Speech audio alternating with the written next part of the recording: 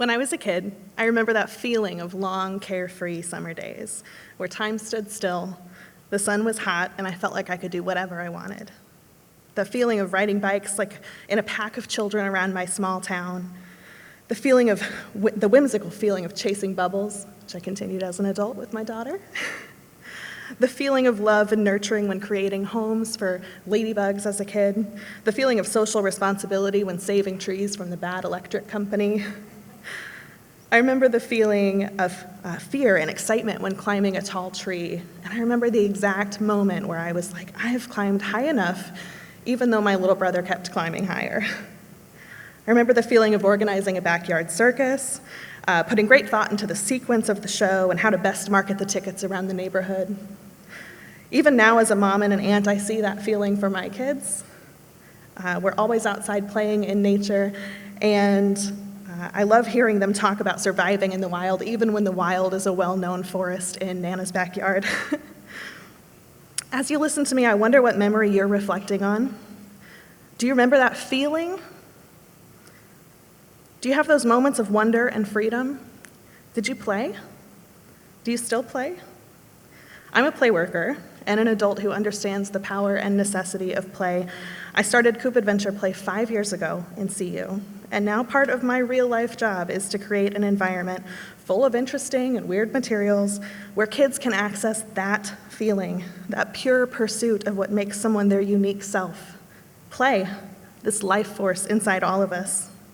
For some kids, our program is their every summer deep dive into their own creative pursuits, where they can build a huge clubhouse or paint their face and become a dragon cat. For other kids, this serves as a place of emotional safety, where they can try new things and have caring and supportive playworkers who will follow them into the tall milkweed for security and comfort. Whether in our immersive camps or our brief but powerful free community play events, we offer islands of safety where play is the priority. Sorry, I lost my spot. Where play is the priority and where kids are accepted and offered unconditional positive regard. We see kids investigating how paint feels all over their body, or starting a business, renting out their fort, opening a store and then creating a currency. Others, like my little girl, practice surgical techniques on a teddy bear. And somehow around age 12 or so, kids are told to stop playing. Directly or indirectly, society squashes the pursuit of play in favor of more serious matters.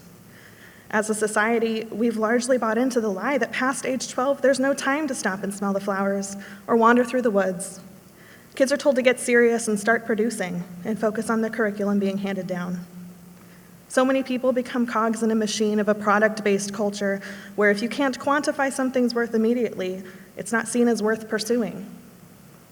Often parents who choose our program and say yes to play do so to compensate for that rigid structure or for academic pressure that their kids face. And it's no wonder that that existence leads to unhappiness and a host of other problems, which I can't go into now for time because play is my point. Play is something different. Play is a quiet rebellion against an authoritarian, results-oriented culture. Play invites wandering and wondering and whimsy. As a play worker, I advocate and provide intentional play provision for children and youth all around this community and increasingly around the whole region.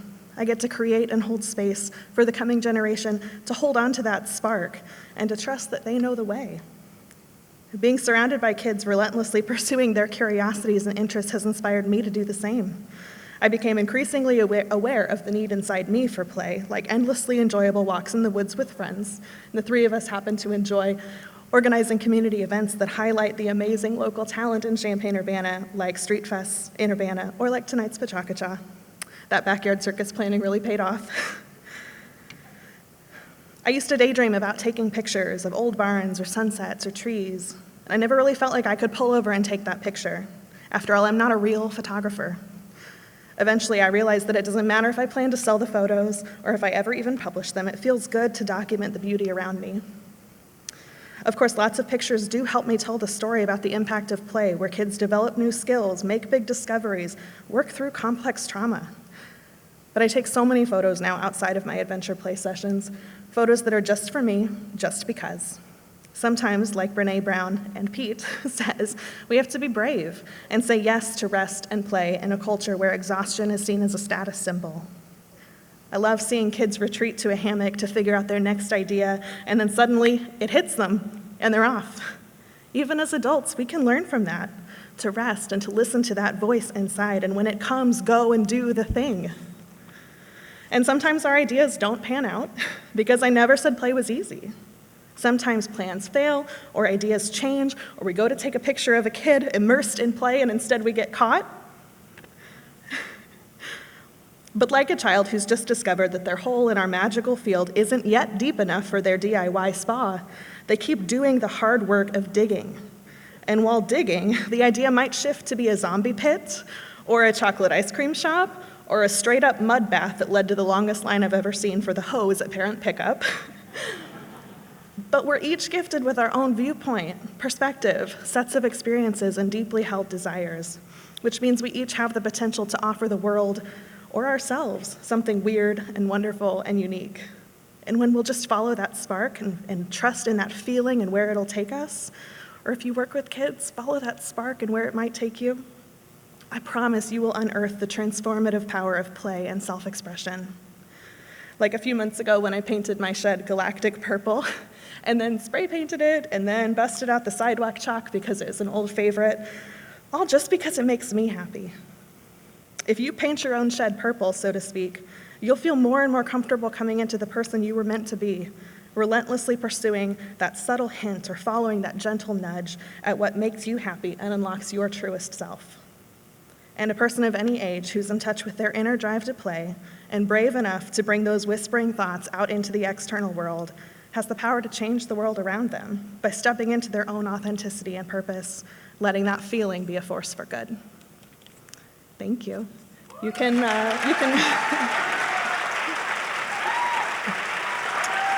follow along for more pictures and stories of amazing play on Instagram or Facebook at Coop Adventure Play. It's Koop. Thank you.